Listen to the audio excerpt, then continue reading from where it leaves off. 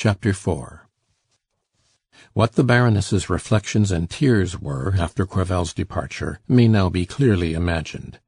The poor woman had for 2 years past known that she was at the bottom of a pit, but she had fancied herself alone in it. How her son's marriage had been finally arranged she had not known. She had known nothing of Hector's connections with the grasping Jewess, and above all she hoped that no one in the world knew anything of her troubles. Now, if Crevel went about so ready to talk of the Baron's excesses, Hector's reputation would suffer. She could see, under the angry ex-perfumer's coarse harangue, the odious gossip behind the scenes which led to her son's marriage. 2 reprobate hussies had been the priestesses of this union, planned at some orgy amid the degrading familiarities of 2 tipsy old sinners. "And has he forgotten Hortense?" she wondered. "But he sees her every day. Will he try to find her a husband among his good-for-nothing sluts?" At this moment it was the mother that spoke rather than the wife, for she saw Hortense laughing with her cousin Betty, the reckless laughter of heedless youth, and she knew that such hysterical laughter was quite as distressing a symptom as the tearful reverie of solitary walks in the garden. Hortense was like her mother, with golden hair that waved naturally, and was amazingly long and thick. Her skin had the lustre of mother of pearl.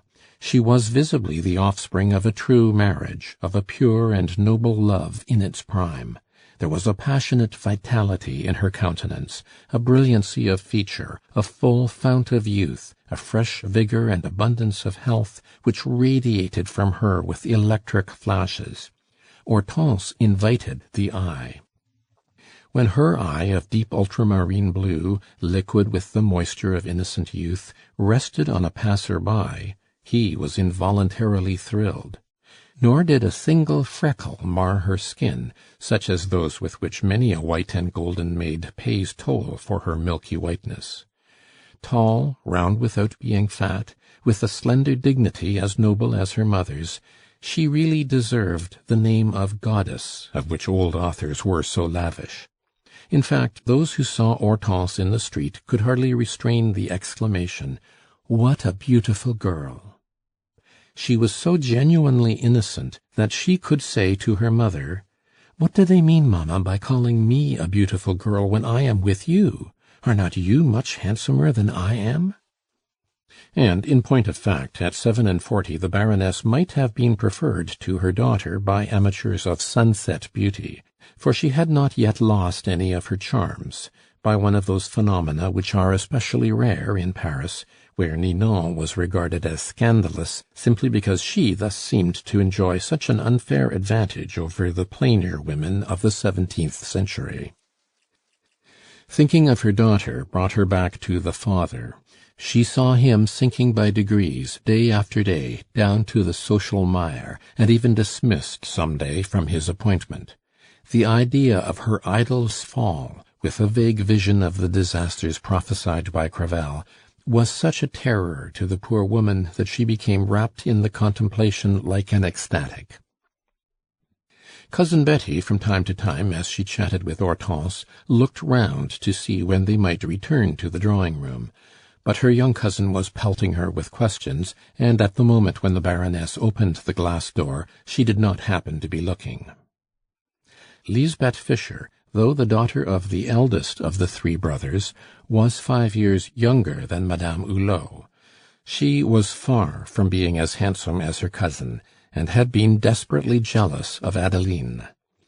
Jealousy was the fundamental passion of this character, marked by eccentricities, a word invented by the English to describe the craziness not of the asylum, but of respectable households. A native of the Vosges, a peasant in the fullest sense of the word, lean, brown, with shining black hair and thick eyebrows joining in a tuft, with long strong arms, thick feet, and some moles on her narrow simian face, such is a brief description of the elderly virgin. The family, living all under one roof, had sacrificed the common-looking girl to the beauty, the bitter fruit to the splendid flower. Lisbeth worked in the fields, while her cousin was indulged. And one day, when they were alone together, she had tried to destroy Adeline's nose, a truly Greek nose, which the old mothers admired. Though she was beaten for this misdeed, she persisted, nevertheless, in tearing the favourite's gowns and crumpling her collars. At the time of Adeline's wonderful marriage, Lisbeth had bowed to fate, as Napoleon's brothers and sisters bowed before the splendour of the throne and the force of authority.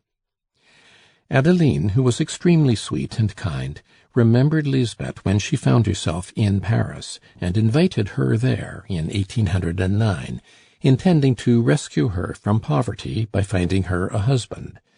But seeing that it was impossible to marry the girl out of hand, with her black eyes and sooty brows, unable to read or write, the Baron began by apprenticing her to a business. He placed her as a learner with the embroiderers to the imperial court, the well-known Baronesss brothers. Lisbeth, called Betty for short, having learned to embroider in gold and silver, and possessing all the energy of a mountain race, had determination enough to learn to read, write, and keep accounts, for her cousin the Baron had pointed out the necessity for these accomplishments if she hoped to set up in business as an embroiderer. She was bent on making a fortune. In 2 years she was another creature. In 1811 the peasant woman had become a very presentable, skilled, and intelligent forewoman. Her department, that of gold and silver lace-work, as it is called, included epaulettes, sword-knots, aiguillettes, in short, the immense mass of glittering ornaments that sparkled on the rich uniforms of the French army and civil officials. The Emperor, a true Italian in his love of dress, had overlaid the coats of all his servants with silver and gold, and the empire included 133 departments.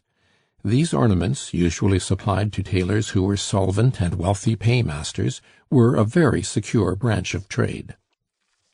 Just when Cousin Betty, the best hand in the house of Baronesss brothers, where she was forewoman of the embroidery department, might have set up in business on her own account, the empire collapsed. The olive branch of peace held out by the Bourbons did not reassure Lisbeth. She feared a diminution of this branch of trade, since henceforth there were to be but 86 departments to plunder instead of 133, to say nothing of the immense reduction of the army. Utterly scared by the ups and downs of industry, she refused the Baron's offers of help, and he thought she must be mad. She confirmed this opinion by quarrelling with Monsieur Rivet, who bought the business of Baronesss brothers, and with whom the Baron wished to place her in partnership. She would be no more than a workwoman. Thus the Fisher family had relapsed into the precarious mediocrity from which Baron Hulot had raised it. The 3 brothers Fisher, who had been ruined by the abdication at Fontainebleau, in despair joined the irregular troops in 1815. The eldest, Lisbeth's father, was killed. Adeline's father, sentenced to death by court-martial, fled to Germany and died at Treves in 1820.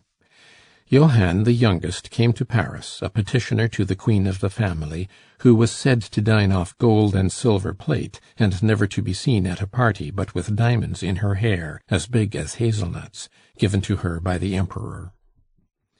Johann Fisher, then aged 43, obtained from Baron Hulot a capital of 10,000 francs with which to start a small business as forage dealer at Versailles, under the patronage of the War Office, through the influence of the friends still in office of the late Commissary General.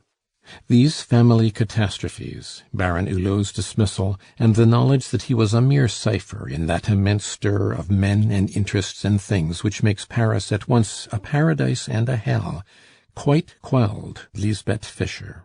She gave up all idea of rivalry and comparison with her cousin, after feeling her great superiority. But envy still lurked in her heart, like a plague germ that may hatch and devastate a city if the fatal bale of wool is opened in which it is concealed. Now and again, indeed, she said to herself, "Adeline and I are the same flesh and blood, our fathers were brothers. and she is in a mansion, while I am in a garret."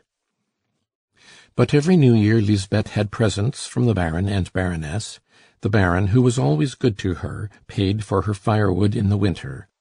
Old General Hulot had her to dinner once a week, and there was always a cover laid for her at her cousin's table. They laughed at her, no doubt, but they never were ashamed to own her.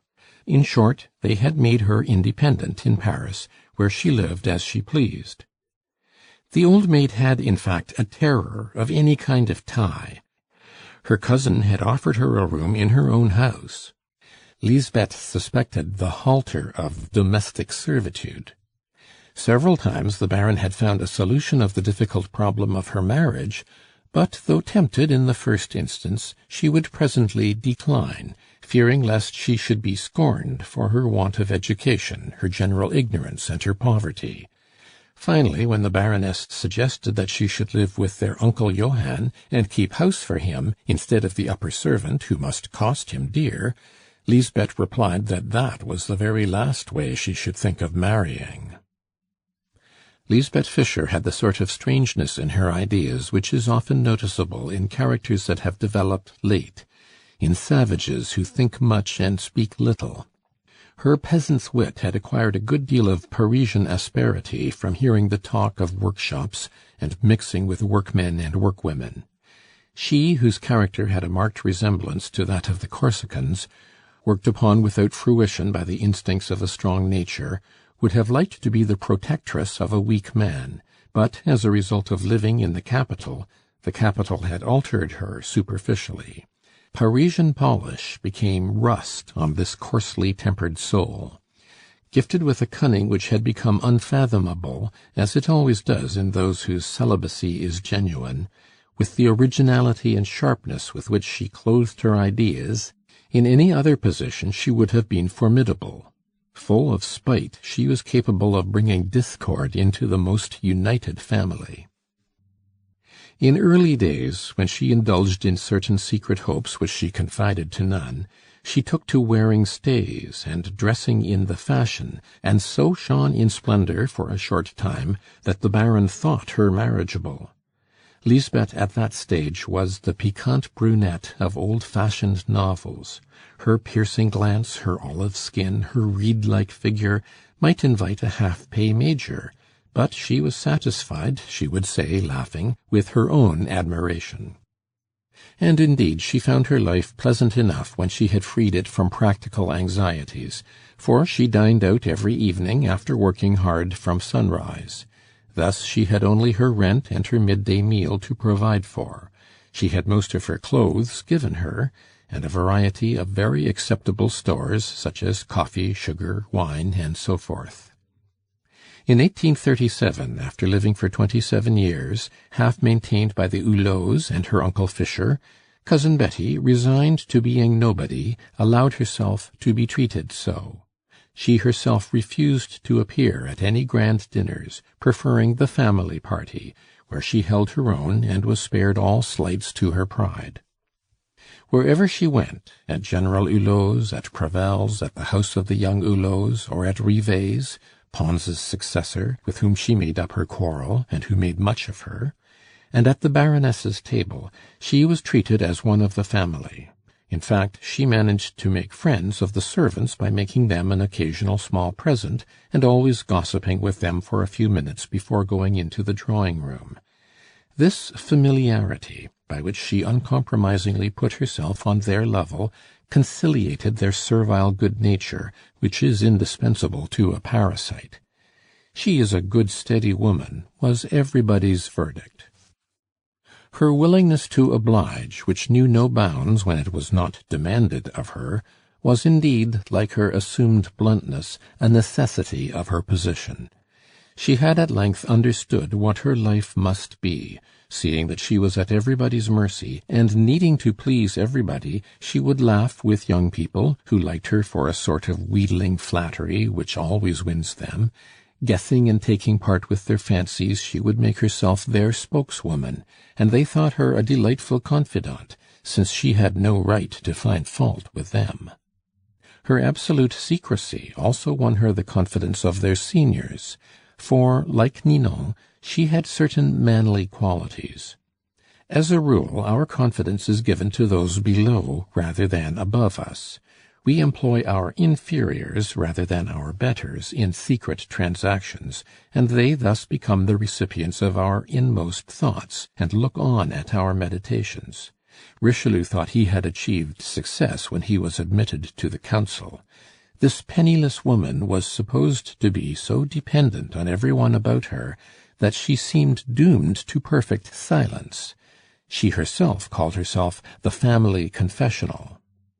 The Baroness only, remembering her ill usage in childhood by the cousin who, though younger, was stronger than herself, never wholly trusted her. Besides, out of sheer modesty, she would never have told her domestic sorrows to anyone but God. It may here be well to add that the Baron's house preserved all its magnificence in the eyes of Lisbeth Fisher, who was not struck, as the parvenu perfumer had been, with the penury stamped on the shabby chairs, the dirty hangings, and the ripped silk. The furniture we live with is in some sort like our own person.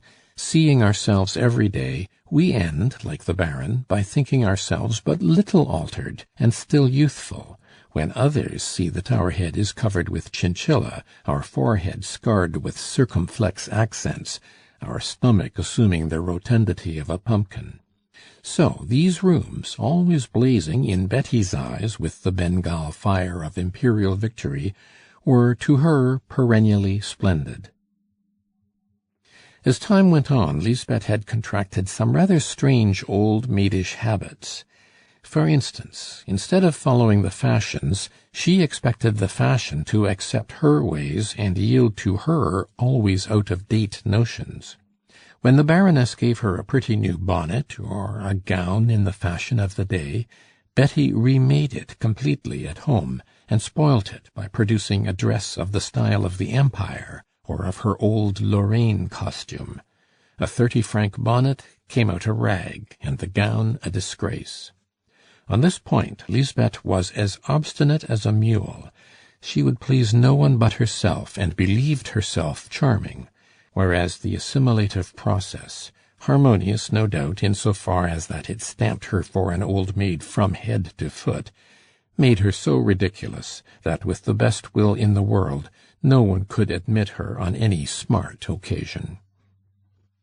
This refractory, capricious, and independent spirit, and the inexplicable wild shyness of the woman for whom the Baron had 4 times found a match, an employee in his office, a retired major, an army contractor, and a half-pay captain, while she had refused an army lace-maker who had since made his fortune, had won her the name of the Nanny Goat, which the Baron gave her in jest. But this nickname only met the peculiarities that lay on the surface, the eccentricities which each of us displays to his neighbors in social life. This woman, who, if closely studied, would have shown the most savage traits of the peasant class, was still the girl who had clawed her cousin's nose, and who, if she had not been trained to reason, would perhaps have killed her in a fit of jealousy. It was only her knowledge of the laws and of the world that enabled her to control the swift instinct with which country folk, like wild men, reduce impulse to action. In this alone, perhaps, lies the difference between natural and civilized man. The savage has only impulse. The civilized man has impulses and ideas. And in the savage the brain retains, as we may say, but few impressions. It is wholly at the mercy of the feeling that rushes in upon it, while in the civilized man ideas sink into the heart and change it. He has 1,000 interests and many feelings, where the savage has but one at a time. This is the cause of the transient ascendancy of a child over its parents, which ceases as soon as it is satisfied.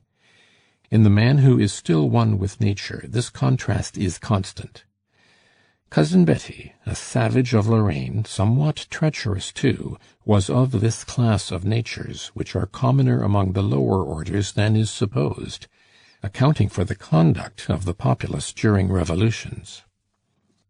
At the time when this drama opens, if Cousin Betty would have allowed herself to be dressed like other people, if, like the women of Paris, she had been accustomed to wear each fashion in its turn, she would have been presentable and acceptable, but she preserved the stiffness of a stick.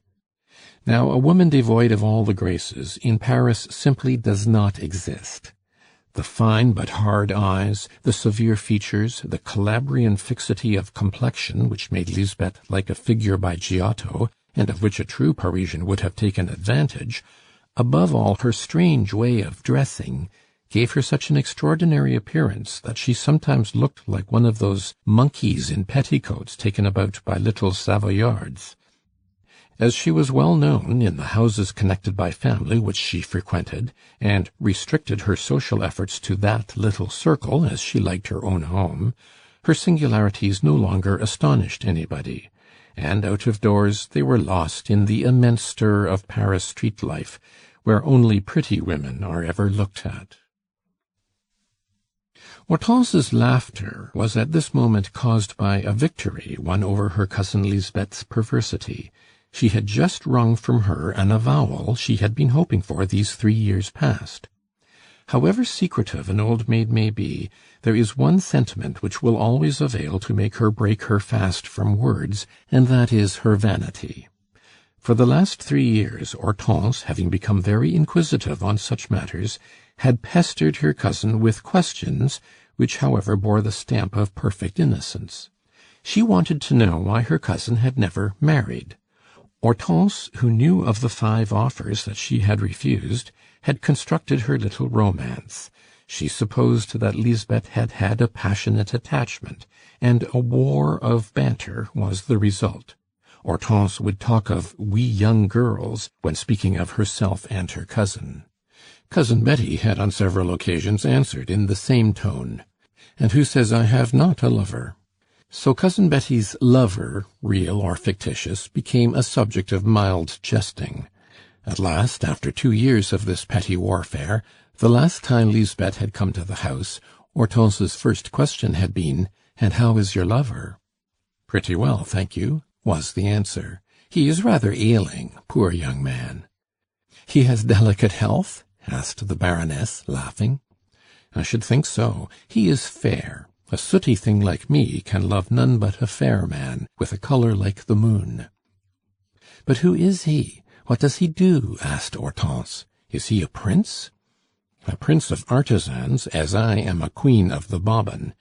Is a poor woman like me likely to find a lover in a man with a fine house and money in the funds, or in a duke of the realm, or some Prince Charming out of a fairy tale?" "Oh, I should so much like to see him!" cried Hortense, smiling. "To see what a man can be like who can love the Nanny Goat?" retorted Lisbeth. "He must be some monster of an old clerk with a goat's beard," Hortense said to her mother. "Well, then you are quite mistaken, mademoiselle." "Then you mean that you really have a lover?" Hortense exclaimed in triumph. "As sure as you have not," retorted Lisbeth, nettled. "But if you have a lover, why don't you marry him, Lisbeth?" said the Baroness, shaking her head at her daughter. "We have been hearing rumours about him these 3 years. You have had time to study him, and if he has been faithful so long, you should not persist in a delay which must be hard upon him. After all, it is a matter of conscience, and if he is young, it is time to take a brevet of dignity." Cousin Betty had fixed her gaze on Adeline, and seeing that she was jesting, she replied, "It would be marrying hunger and thirst. He is a workman, I am a workwoman. If we had children, they would be workmen. No, no, we love each other spiritually. It is less expensive." "Why do you keep him in hiding?" Hortense asked. "He wears a round jacket," replied the old maid, laughing. "You truly love him?" the Baroness inquired. "I believe you. I love him for his own sake, the dear cherub. For 4 years his home has been in my heart." "Well, then, if you love him for himself," said the Baroness gravely, "and if he really exists, you are treating him criminally. You do not know how to love truly." "We all know that from our birth," said Lisbeth. No, there are women who love and yet are selfish, and that is your case." Cousin Betty's head fell, and her glance would have made anyone shiver who had seen it, but her eyes were on her reel of thread. "If you would introduce your so-called lover to us, Hector might find him employment, or put him in a position to make money." "That is out of the question," said Cousin Betty. "And why?" "He is a sort of Pole, a refugee." "A conspirator!" cried Hortense. "What luck for you! Has he had any adventures?" "He has fought for Poland. He was a professor in the school where the students began the rebellion, and as he had been placed there by the Grand Duke Constantine, he has no hope of mercy." "A professor of what?" "Of fine arts." "And he came to Paris when the rebellion was quelled?" "In 1833. He came through Germany on foot." "Poor young man! And how old is he?" "He was just 24 when the insurrection broke out. He is 29 now." 15 years your junior," said the Baroness. "And what does he live on?" asked Hortense. "His talent." "Oh, he gives lessons?" "No," said Cousin Betty. "He gets them, and hard ones, too." "And his Christian name? Is it a pretty name?" "Wenceslas." "What a wonderful imagination you old maids have!" exclaimed the Baroness. "To hear you talk, Lisbeth, one might really believe you." "You see, mamma, he is a Pole, and so accustomed to the knout that Lisbeth reminds him of the joys of his native land." They all three laughed, and Hortense sang "Wenceslas, idole de mon âme," instead of "O Mathilde." Then for a few minutes there was a truce. End of chapter 4.